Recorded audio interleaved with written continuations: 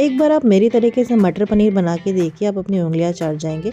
तो सबसे पहले मैंने पनीर को स्क्वायर पीसेस में कट कर लिया है। फिर एक पैन में तेल लेके पनीर को सौटे कर लिया है जब तक गोल्डन ब्राउन ना हो जाए। उसके बाद मैंने 2 प्याज 2 टमाटर को रफली चॉप कर लिया है। फिर कढ़ाई में ऑयल लेके उसमें जीरा, काली मिर्च, लौंग, इलायची, सूखी लाल मिर्च, तेज पत्ता डाल के और उसमें प्याज डाल के उसको फ्राई किया है। फिर उसमें मैंने काजू और टमाटर ऐड किया है, सौटे किया उसको थोड़ा देर। फिर उसको मिक्सर में एक फाइन पेस्ट बना लेंगे।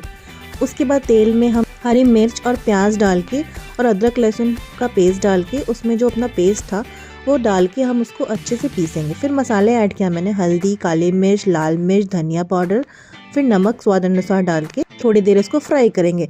फिर मैंने इसमें कस्तूरी मेथी ऐड किया है, मटर डाला है एंड भूंजने के बाद थोड़ा पानी ऐड करके अपने फ्राई किए हुए पनीर ऐड कर दिए हैं। फिर मैंने उसमें क्रीम ऐड किया है और धनिया पत्ता से गार्निश किया है एंड इट्स रेडी।